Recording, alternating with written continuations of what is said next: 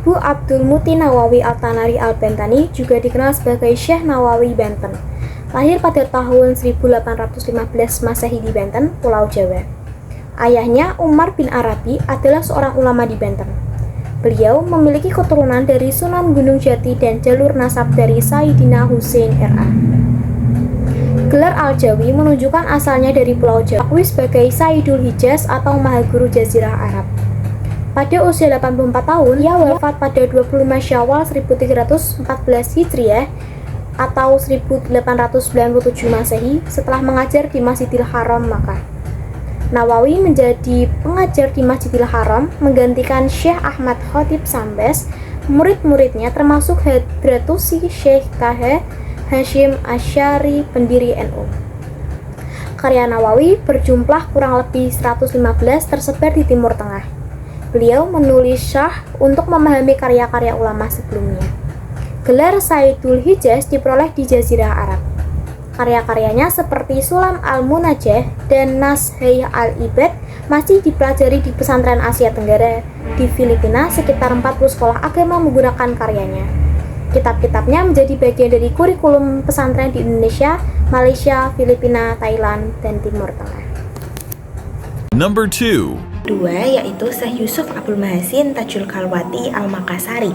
Syekh Yusuf Al-Makassari adalah seorang ulama dan pahlawan nasional Indonesia.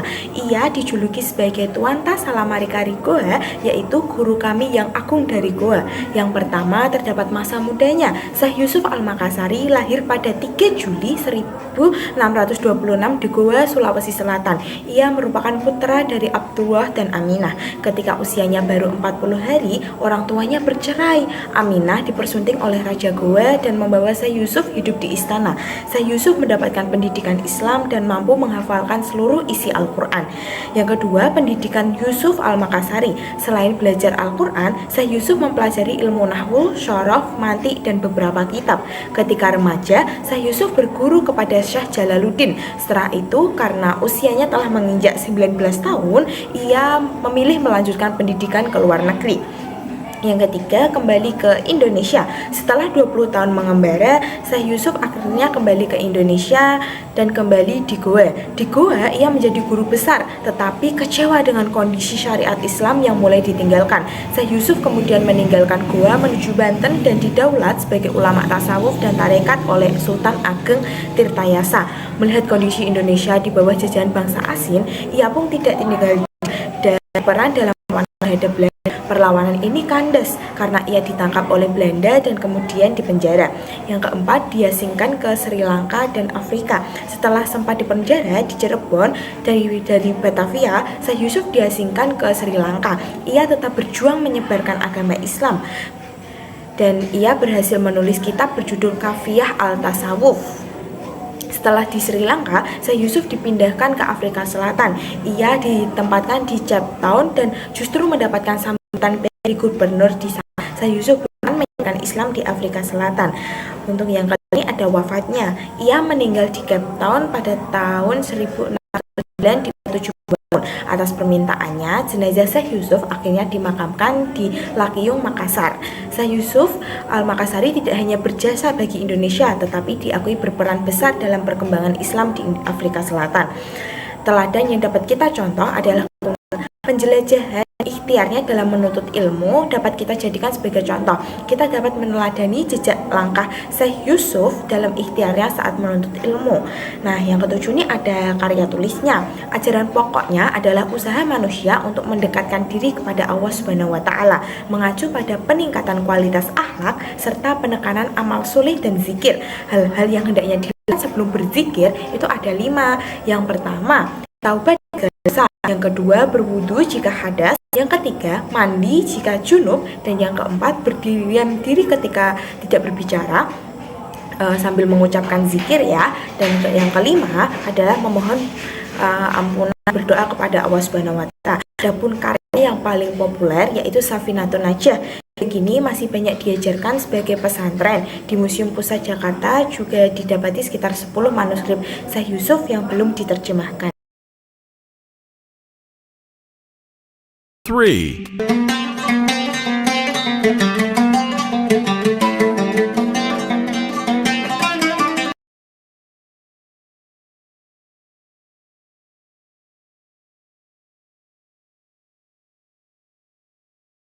Syekh Abdul Somad dilahirkan di Palembang pada tahun 1116 Hijriah dan wafat pada tahun 1203 Hijriah dalam usia 85 tahun. Syekh Abdul Somad mendapatkan pendidikan dasar dari ayahnya sendiri di Palembang atau Kedah, Malaysia. Jika ditelaah dari silsilah, nasab Syekh Abdul Somad berketurunan Arab dari jalur ayah.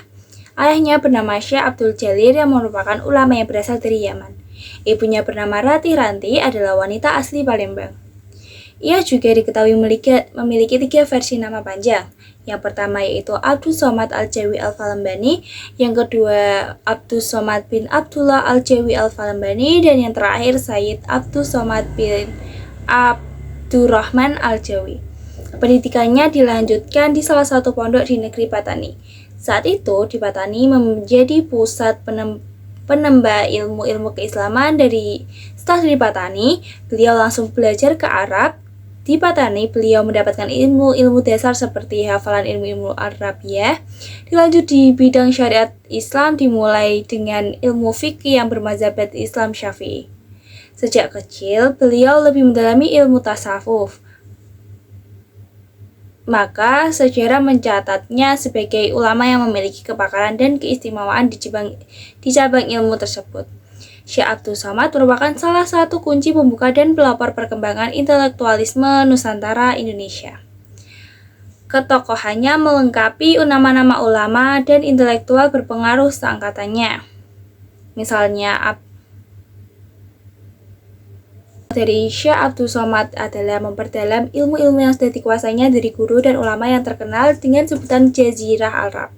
Namun, beliau tidak melupakan negeri asalnya. Syekh Abdul Somad tetap memberikan perhatian besar pada perkembangan sosial, politik, dan keagamaan di Nusantara Indonesia. Beliau mengalami perubahan besar berkaitan dengan intelektual dan spiritual. Pencapaiannya itu tidak terlepas dari semangat dan proses pencerahan yang diberikan para gurunya. Beberapa gurunya yang masyhur dan berwibawa dalam proses tersebut antara lain Muhammad bin Abdul Karim Al-Samani, Muhammad bin Sulaiman Al-Qurdi, dan Abdul Al-Mun'im Damahuri. Selain itu, tercatat juga dalam sejarah bahwa beliau berguru juga kepada ulama besar yang lain, di antaranya Ibrahim Al-Raish, Muhammad Murad, Muhammad Al-Jawahari, dan Atahullah Al-Masyi. Perjuangannya menuntut ilmu di Masjidil Haram dan tempat-tempat lainnya mengangkat dirinya menjadi salah satu ulama Nusantara yang disegani dan dihormati di kalangan ulama Arab. Syekh Abdul Somad termasuk pengarang yang produktif. Karyanya terkenal dan sampai saat ini masih dipergunakan adalah Hidayatus Salikin dan Syiarul Salikin. Kedua kitab tersebut merupakan penjelasan dari 2 kitab karya Hujulatul Islam Imam Al-Ghazali, yakni Bidayat Al-Hidayah dan Lubaya Ulum Al-Din. Adapun kitab dan karyanya yang lain sebagai berikut. Yang pertama, Iharatul Muhrid fi Bayani Kalimah Al-Tauhid. Yang kedua, Risalah pada menyatakan sebab yang diharamkan bagi nikah.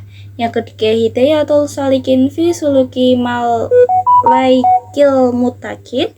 Yang keempat, Syiarus Salikin ila Ibadatil Rabbil Alamin. Yang kelima, Al-Urwatul Mustaka wal Silsilatul Waliyil Atqa. Yang ke-10, Yalatul Mutakin fi Tauhid Rabbil Alamin. Yang 11, Ilmu Tasawuf. Yang ke-13, Kitab Mi'raj. Yang 14, Anisul Mutakin. Yang ke-15 adalah Puisi Kemenangan Kedah. Number 4. Syekh Nuruddin. Nama lengkapnya Syekh Nuruddin Muhammad bin Ali bin Hasadin bin Muhammad Hamid Ar-Roniri Al-Quraisy. Jika ditelaah dari namanya, beliau memiliki darah keturunan nasab dari suku Quraisy, suku yang juga menurunkan Nabi Muhammad SAW. Ayahnya adalah seorang pedagang Arab yang bergiat dalam pendidikan agama. Sedangkan nama populernya adalah Syekh Nuruddin Ar-Rini atau Syekh Nuruddin. Beliau adalah ulama penasihat Kesultanan Aceh pada masa kepemimpinan Sultan Iskandar II. Syekh Nuruddin diperkirakan lahir sekitar akhir abad ke-16 di kota Ranir. wilayah Gujarat, India, dan wafat pada 21 September 1658 Masehi pada tahun 1637 Masehi. Ia datang ke Aceh dan kemudian menjadi penasihat kesultanan di daerah tersebut sampai tahun 1644 Masehi. Syekh Nuruddin mula-mula mempelajari bahasa Melayu di Aceh, lalu memperdalam pengetahuan agama saat beribadah haji ke Mekah. Sepulang dari Mekah, didapati bahwa pengaruh Samsuddin As-Sumatrani sangat besar di Aceh karena tidak cocok dengan aliran Wujudiyah, salah satu aliran tasawuf. Syekh Nuruddin pindah ke Semenanjung Malaka untuk memperdalam ilmu agama dan bahasa Melayu.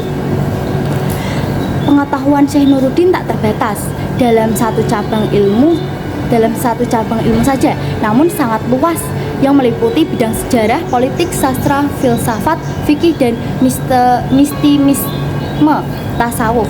Peranan Syekh Nuruddin dalam perkembangan Islam di Nusantara tidak dapat diabaikan. Dia berperan membawa tradisi besar Islam sembari mengurangi masuknya tradisi lokal ke dalam tradisi yang dibawanya, tanpa mengabaikan peran ulama lain yang lebih dulu menyebarkan Islam di wilayah ini. Beliau berupaya menghubungkan satu mata rantai tradisi Islam di Timur Tengah dengan tradisi Islam Nusantara. Bahkan, Syekh Nuruddin merupakan ulama pertama yang membedakan penafsiran doktrin dan praktik sufi yang salah dan benar saat baru tiba di Aceh. Di wilayah tersebut telah berkembang luas paham Wujudiyah. Paham ini dianut dan dikembangkan oleh Syekh Hamzah Mansuri dan Samsuddin As-Sumatrani pada tahun 1637 Masehi. Ia kembali ke Aceh dan tinggal selama 7 tahun. Saat itu Syekh Samsuddin As-Sumatrani telah meninggal berkat keluasan pengetahuannya. Sultan Iskandar Thani 1636 Masehi sampai 1641 Masehi mempercayai untuk mengisi jabatan yang ditinggalkan oleh Samsuddin. Nuruddin menjabat sebagai Kadi Malik Al-Adil Mufti Besar, ditambah jabatan sebagai Syekh di Masjid Bait Al-Rahman. Terima kasih. Wassalamualaikum warahmatullahi wabarakatuh. Number 5.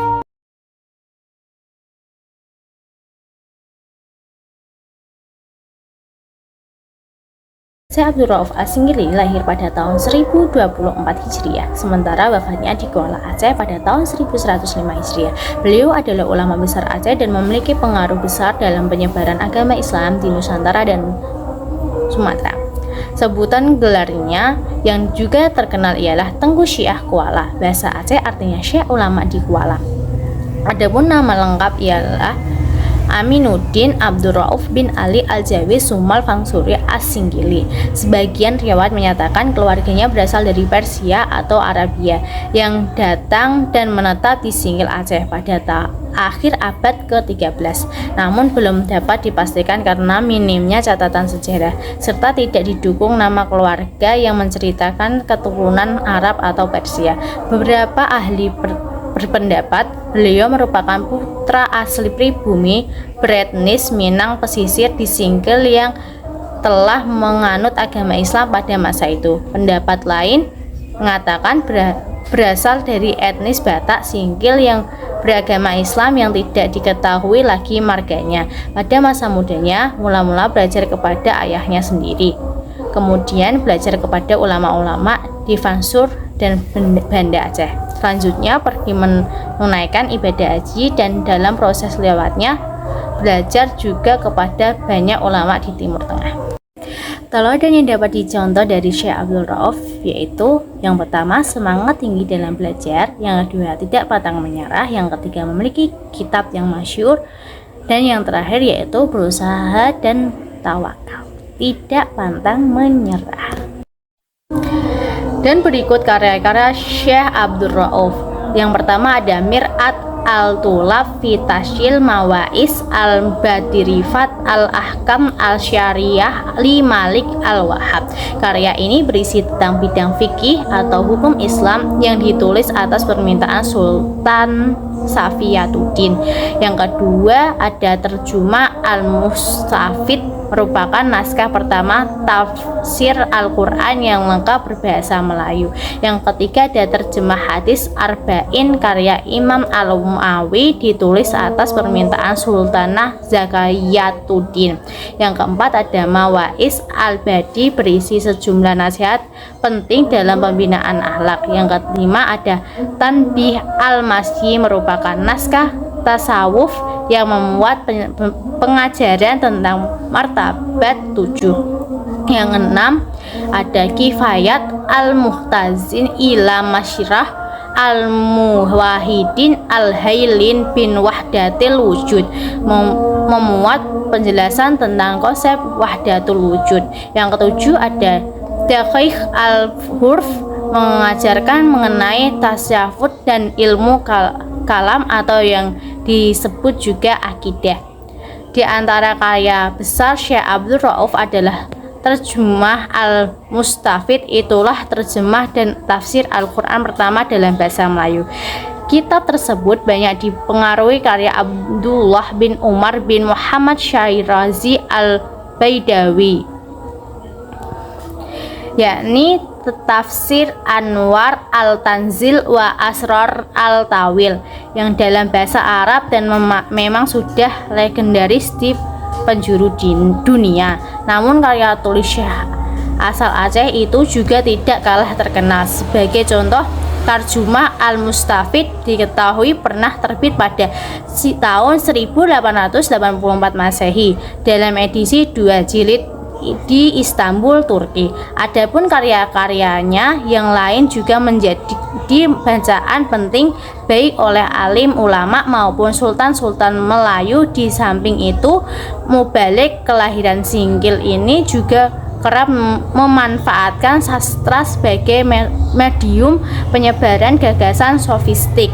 Sebuah syair karyanya yang terkenal adalah syair Ma'arifat yang salinannya ditulis di Bukit Tinggi pada tahun 1859. Terima kasih. Number 6. Ulama atau masyarakat awam, orang menyebutnya Mbah Soleh Darat. Nama Darat digunakan sebab beliau tinggal di daerah yang bernama Darat. Mbah Soleh Darat dilahirkan di Desa Kedung Cumplang, Kecamatan Mayong, Kabupaten Jepara. Beliau wafat di Semarang pada 18 Desember 1903. Beliau merupakan seorang ulama besar di Jawa. Hasil didikan Mbah Soleh Darat merupakan tokoh besar di Indonesia. Di antaranya Syekh Hasyim Asy'ari, Kyai Ahmad Dahlan, Kyai Amir Idris, Kyai Dahlan Tremas, bahkan Raden Ajeng Kartini. Beliau juga menjadi salah satu pengajar di Mekah. Yang dapat kita contoh dari beliau antara lain pengembaraan ilmunya melalui guru yang sudah masyhur, tidak puas hanya menimba ilmu di Nusantara, bahkan sampai mancanegara, dan mendidik wanita muslim. Sekian. Number 7. Hamyah Al-Fansuri. Nama Al-Fansuri berasal dari Arabisasi kata pancor, sebuah kota kecil di pantai barat Sumatera yang kini terletak di antara Singkil Aceh dan Sibolga Sumatera Utara. Kampung Fansor itu terkenal sebagai pusat pendidikan Islam di bagian Aceh Selatan. Beliau berasal dari Barus, saat ini di Provinsi Sumatera Utara. Namun ada pula yang berpendapat lain bahwa Hamyah Fansuri dilahirkan di Ayutthaya, ibu kota lama Kerajaan Siam, Thailand. Sepanjang hayatnya, Syekh Hamyah Fansuri tidak hanya fasih berbahasa Melayu, tetapi juga Jawa, Siam, Hindi, Arab, dan Persia. Semua pegiat sastra Nusantara menyebut bahwa Hamyah Fansuri adalah penyair agung di rantau Sumatera. Syekh Hamyah Fansuri merupakan figur penting dalam sejarah kebudayaan Melayu Indonesia. Kemasyhurannya meliputi banyak bidang, yakni kesusastraan, tasawuf, dan dakwah Islam. Hamyah Fansuri banyak melakukan kreasi atau inovasi baru yang sebelumnya tidak dikenal dalam sastra Melayu lama.